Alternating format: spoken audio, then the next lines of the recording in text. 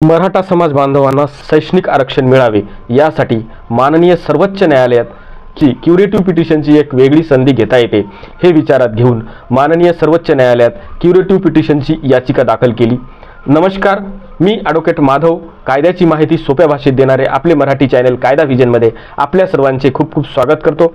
आज आपण curative petition म्हणजे काय, क्युरेटिव्ह पिटिशनची कधी व कुठे दाखल करतात, क्युरेटिव्ह पिटिशनची सुरुवात कधीपासून झाली आणि क्युरेटिव्ह पिटिशन बाबत संपूर्ण प्रक्रिया, संपूर्ण माहिती सोप्या भाषेत पाहू। क्युरेटिव्ह पिटिशन म्हणजे शब्दशः अर्थ घेतला तर क्युअर करणे, बरे करणे, सुधारणा करणे म्हणजेच सुधारणात्मक पिटिशन आहे। क्युरेटिव्ह याचिका ही माननीय सर्वोच्च न्यायालयामध्ये दाखल केली जाते। यामध्ये पुनर्विचार पिटिशनचा अर्ज आपल्या विरोधात गेला असेल, अर्थातच जर पुनर्विचार याचिका खारिज केली असेल तर आणि तरच क्युरेटिव्ह पिटिशन दाखल केले जाते। क्युरेटिव्ह पिटिशनमध्ये दिलेला निकाल हा अंतिम आणि शेवटचा मानला जातो। क्युरेटिव्ह पिटिशन याचिका ही शेवटची संधी आहे असे मानले जाते। क्युरेटिव्ह पिटिशन हे सुप्रीम कोर्टात दाखल केल्यानंतर माननीय सर्वोच्च न्यायालयाने दिलेल्या न्यायनिर्णयातील संविधान बेंचाकडे, त्याच बेंचाकडे वर्ग केला जातो। मध्ये मूळ प्रकरणातील निकाल व पुनर्विचाराच्या निकालाच्या न्यायनिर्णयात काही तांत्रिक बाबी तपासल्या जातात। काही दोष राहू नये, सुधारणा करता येते का, पुन्हा नव्याने तपासल्या जाते। जर दिलेल्या न्यायनिर्णयात सुधारणा करण्याची गरज आहे असे जर संविधान बेंचला, संविधान पीठाला वाटले तर त्यात सुधारणात्मक आदेश, सुधारणात्मक न्यायनिर्णय पुन्हा दिला जातो।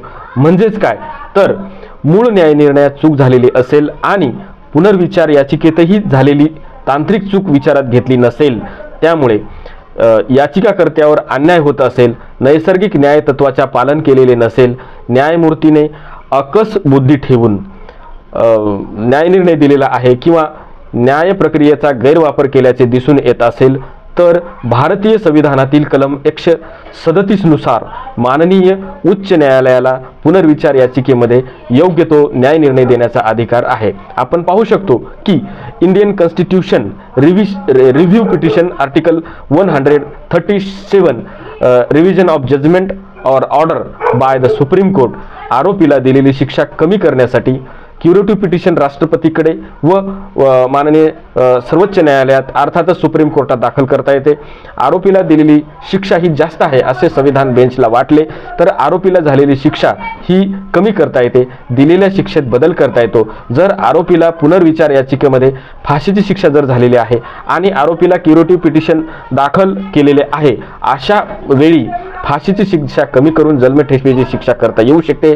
क्युरेटिव्ह याचिका कोणाच्या मार्फत दाखल करतात तर क्युरेटिव्ह याचिका ही ज्येष्ठ वकिलांच्या माध्यमातून माननीय सर्वोच्च न्यायालयामध्ये दिल्ली येथे दाखल करता येते। क्युरेटिव्ह पिटिशन ही संकल्पना रूपा अशोक हुर्रा विरुद्ध अशोक हुर्रा या प्रकरणातील 2002 च्या सुनावणी दरम्यान माननीय सर्वोच्च न्यायालय बेंचने गाईडलाईन केलेली आहे।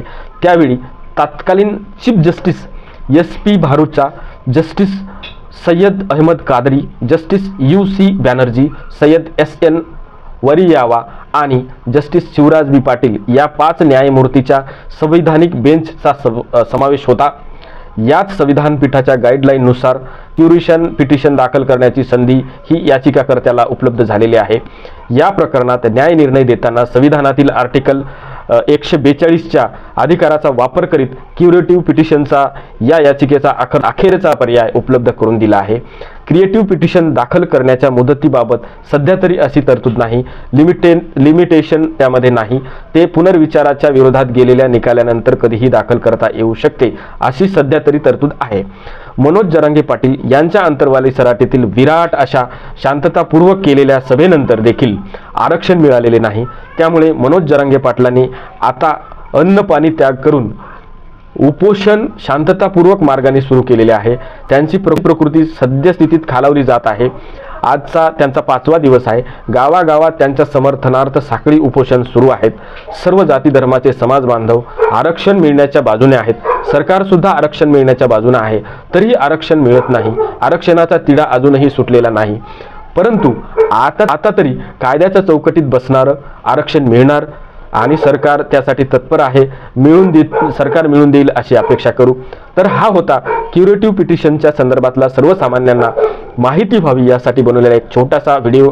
जर का व्हिडिओ हा तुम्हाला आवडला असेल, समजला असेल तर कमेंटमध्ये नक्की कळवा. आणि हो, जर अजूनही तुमचा सोप्या भाषेतील कायदा व्हिजन हा चॅनल सबस्क्राईब केला नसेल तर सबस्क्राईब करा. आवडला तर लाईक करून शेअर करा, मित्रांना पाठवा. धन्यवाद.